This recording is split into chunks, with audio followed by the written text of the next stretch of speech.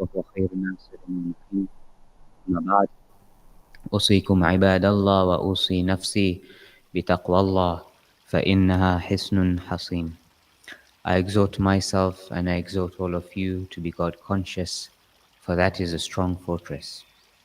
Today's topic is on spiritual growth through sacrifice. And we see in the lives of many individuals, many pious individuals, there is that inner sacrifice. There is that growth that happens when people sacrifice. And it's only by us being tested, as the Quran alludes to in many places, that it makes us grow. That we need to sacrifice certain parts that we thought that we couldn't sacrifice. Coming to the month of Ramadan, we see that we think that we can't stay without food or water, but the month has taught us that we have much more potential. And really, it's something that we need to sacrifice is sometimes our mindset.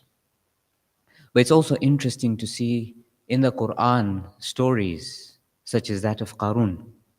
The Quran talks about the story of Qarun. Inna Qarun kana min qawmi Musa fabagha alayhim. Qarun was from the people of Musa. And as the Quran alludes to this, he says it mentions that he used to have so much wealth that many men used to just have to carry the key to the treasures of his wealth. So he had a lot. And what's also interesting is two facets to this. One is his own mindset and how he saw he was befitting of this. The Quran mentions, قَالَ إِنَّمَا أُوتِيتُهُ عَلَى عِلْمٍ عِنْدِي. What I have been given is because of my own knowledge in Surah Qasas. It's my own effort that has gone into this, that I'm deserved of this. This I, this illusory superiority that he's got within himself. And we see this in our lives. We may look at people who have fallen, kings, presidents, tyrants, who have fallen, and they had this illusory superiority. They thought that it's because of them. But it's easy to point the finger outside. We have to look within ourselves. Do we have this element of Qarun within us? It doesn't have to be with wealth. We may have zero wealth, but we still have this superiority, illusory superiority. We think, it's because of me, my family, or my studies. I've spent so much time in something. I have put in so much effort. Maybe something very small, but we need to look within ourselves. Do we have that within ourselves? And it's a cognitive bias. So everything that you will see now, you will think that you are the one who did it. Sometimes, if I'm given feedback, I feel hurt. Why do I feel hurt? If I'm genuinely wrong, I should learn from that experience and grow through it. In fact, feedback is a valuable lesson for me to learn from. As the hadith says that a mu'min is a mirror for another mu'min, that it shows you your defects and you work on those defects. So if someone gives me feedback and I feel offended by it, I need to take a step back and think, why am I feeling offended by this? What is it touched? What's that rooted in? Have I this superiority, illusory superiority like Qarun had? But what's also interesting is the people around Qarun. There's a certain group of people, and the Quran alludes to this. فَخَرَجَ عَلَى قَوْمِهِ فِي زِينَتِهِ. He came out, Qarun came out with his parade.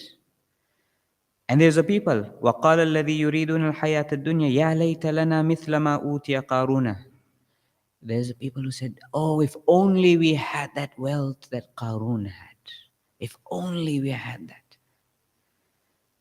Now, so there's Qarun's mentality that we've talked about. Now there are people who are looking at Qarun and wishing they were like him. So many a time we go through life seeking something external to us, seeking validation from outside us, seeking pleasure from outside us, seeking to be like someone else. You just have to take a step back. What happened to Qarun? فَخَسَفْنَا بِهِ وَبِدَارِهِ. He was swallowed by the earth, and all his wealth went in an instant. All this that is external to us is all going to perish. Everything is temporary. If your source comes from within, if your confidence comes from within, then no matter who tells you what, or whatever the situation may be, you will accept that situation. You will have confidence, you will have trust in Allah. We find this in the life of the Ahlul Bayt. We find this in the life of the prophets that are mentioned in the Quran. That they went through what they went through, but yet they were firm with their values. They stood firm for what they stood firm for. And they didn't waver. Unlike in today's world, we see people changing sides very easily depending on what's easy for them, with no values, to get support from external. And we are living in a world that we are constantly racing after something. We're always seeking something. We're always wanting something. We need to take a step back and take a breather and look within. How do we expect to go on this journey if we don't know where to start? If we don't know what our destination is? We go through life doom scrolling, for example. There's nowadays all the social media, they try to get you, and they've invested millions into this, how to get you addicted. And they've run lots of studies of how to get people addicted. As you scroll, and it's on many platforms now, YouTube Shorts, Instagram Reels, TikTok, everything, it makes you want to just continue, and without you knowing, you've spent so much time in this that you can't even take a step back, and you've wasted a lot of time. So we are going through this without realizing. It's numbing our brains, without being aware of our purpose. It's wasting our time. And more importantly, it is stopping us being aware of our emotions. And it's not making us stop. We stop realizing what we're feeling. Many a time we feel something, and feelings are natural. Feelings are mentioned, and for example, Prophet Musa, فَأَوْجَسَ فِي نَفْسِهِ خِيفَةً Musa. Musa felt within himself a fear. Or in another instance, غَضْبَانًا أَسِفًا, as the Quran describes, he was angry. Or ظَنُّونَ وَظَنُّونَ إِذْ ذَهَبَ مُغَاضِبًا. Dhannun, Yunus went out angrily. Many a time we don't even know what emotion we're feeling. Because when we do feel an emotion, we try to avoid that emotion by going on to social media, for example. We mask that emotion without knowing and realizing what's the impact of that. If we bottle up our emotions for all that time, there will be a problem if we're bottling this all up, and it may come out in a negative way. It may also affect us physically because we are suppressing these things. Coming back to that we need to be aware of A, what's happening outside, B, what's happening within us, not seek approval necessarily all the time from external to us. And as we are more aware of us, and the Quran alludes to this, remember those people who have forgotten Allah, فَأَنْسَاهُمْ أَنفُسَهُمْ. Those people have forgotten Allah, and we made them forget themselves. How can you forget yourselves? You are you. But if you look at us, walking around the world as we are, you look around, I'm on my phone, I'm scrolling WhatsApp, this, that. I'm constantly wanting to check the news as though me checking the news is going to make a difference to my life. I'm constantly looking at the latest update as though that's going to make a difference to my life. I'm running away, really, in reality, from looking within. I'm running away from feeling those feelings. I'm running away from feeling those emotions because it's like these self-help junkies who will look at everything to do with self-help. to improve oneself. Or even people who are interested in building their muscle, they will look at everything to build their muscles. Or people who are interested in cooking, they'll look at everything in the best recipes of cooking and shows and whatnot, but they won't go and cook themselves, or they won't go and to the gym themselves, or they won't work on themselves because it's easier. I'm not saying don't do it, but it's easier when, with regard to self-help, for example, it's easier to look at all these things without actually working on yourself. And as we take that step, it's perhaps difficult. We have all these obstacles around us. But let us not be like those people that Allah has described that they have forgotten themselves. And we need to know ourselves by taking that time. As with any journey, there needs to be time inputted to get a result outputted. So, in our journey of getting proximate to God, we need to take some time out and look within. What am I feeling? And how am I feeling? And it isn't about getting results. We're focused in today's world of productivity, productivity, tasks, getting this, getting that done. In my free time, I want to listen to this. Whilst I'm walking, I want to listen to that. And I want to do this. Whilst I'm at the gym, I want to listen to this and read this. It isn't all about that. Sometimes it's just about enjoying the present moment, listening to the birds chirping, walking just for the sake of walking. Our ancestors, for example, hunter gatherers, they would go and hunt and they would walk back to their place after hours of walking. They didn't listen to things, they didn't read things, they were just walking, for example. They were just aware of what's going on. And as we are aware of what's going on and we're in the moment, that resolves a lot of things. Much of our problems is because we aren't aware of what's going on. We aren't sitting with those feelings. We pray to Allah to give us the strength to be able to sit with our feelings and to become better individuals. Bismillahir Rahmanir Rahim. Wal asr. Innal insana lafi khusr. إلا الذين آمنوا وعملوا الصالحات وتواصوا بالحق وتواصوا بالصبر.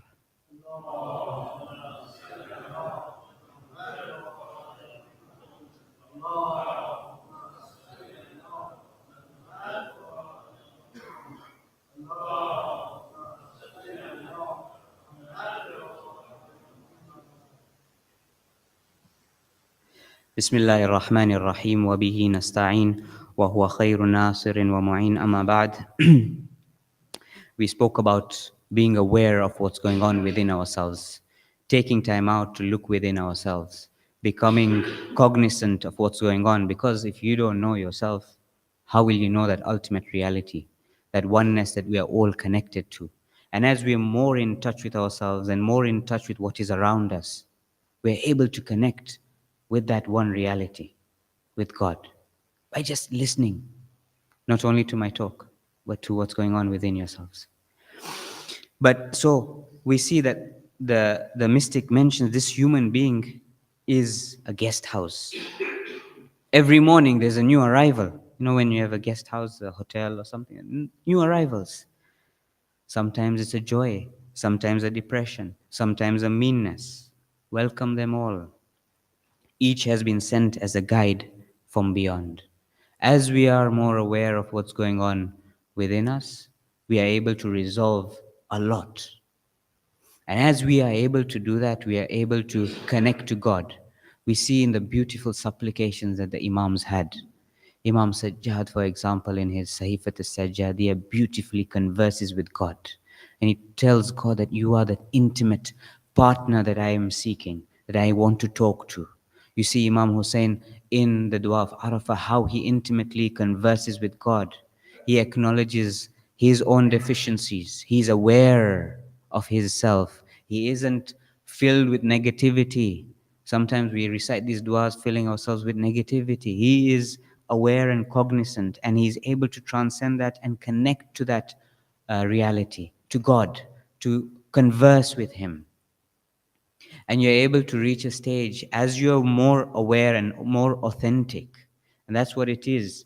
Sometimes we try and act like being someone. We try to act like something. We try to act like in certain situations. If we are authentic, then we are able to connect with ourselves because we are authentic. There are no masks anymore. And eventually we are able to connect with Allah, that divine reality. And once we are able to do that and we do things genuinely, the doors open up for us. Musa alayhi salam has run away from Firaun. He is fearful. He has left everything. His house that he was brought up in, his family, his parents, his mom, sister, whatever they may have been, his friends. He's with nothing. He comes to this well and he sees two women trying to feed their cattle. He goes genuinely and helps them, comes back, sits under the tree, and asks Allah, Inni lima anzalta ilayya min khairin faqir. I am in need of whatever goodness you do for me, whatever you can send me, whatever goodness. In that act of genuineness, where he does things out of genuineness, not wanting anything in return, he gets so much. Doors open up for him. And the Quran alludes to this, وَيُؤْثِرُونَ عَلَىٰ أَنفُسِهِمْ وَلَوْ كَانَ بِي خَصَاصَةٌ, that they prefer others over their own selves, even if it is a loss to themselves. That when you do something genuinely and you help someone out genuinely, it opens up doors. We see this in the life of the Ahlul Bayt. وَيُطْعِمُونَ الطَّعَامَ عَلَى حُبِّهِ مِسْكِينًا وَيَتِيمًا وَأَسِيرًا. That they fed these people out of genuineness, out of love of God. And now the equation has changed. I'm no longer doing things because I want it's productive for my time. I'm no longer doing things because I'm seeing return on investment of my time. I'm doing something genuinely. Someone comes, and we feel like this sometimes. Someone comes to us and starts speaking to us, and we think, what benefit is talking to this person? Yeah, where am I going to get out of this? But if we're genuine, authentic, just listen to that person. Sometimes you never know what can happen. Doors open up. And we're not doing that again. It isn't for something. We're not doing that because we want doors to open. But we are aware of ourselves, we are authentic. And that's what the Ahlul Bayt taught us. Going back to the lives of Imam Sajjad, Imam Hussein, and all these other individuals, alayhim salam, we see that they gave for the sake of Allah. They were able to be authentic. And this is something that we lack in today's world, where leaders are authentic, where there is authenticity. We have seen this in today's situation currently, how leaders will say one thing to get elected. When they get elected, they do completely the opposite. We see that today in the Middle East.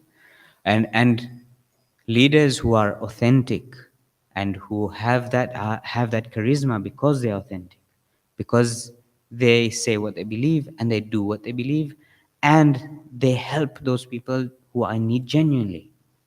Coming to today's world, you see, it sometimes fills us with lack of hope that what's happening in the Middle East, in Gaza, for example, all of a sudden the rhetoric has changed, whilst being very aware that the language that is used is also very calm. The media is using this as though this is something that's very fine and nice. That, we'll just shift the Palestinians somewhere else and everything will be hunky-dory, everything will be fine. But it is a genocide, and it is ethnic cleansing.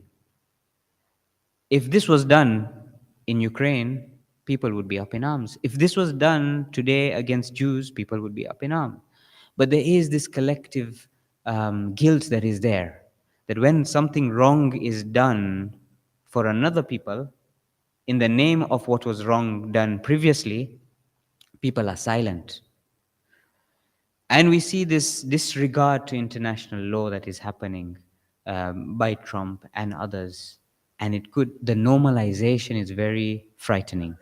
The normalization of this language, the normalization of the way it's been portrayed is very frightening. And also the way the media is reporting it is also very frightening.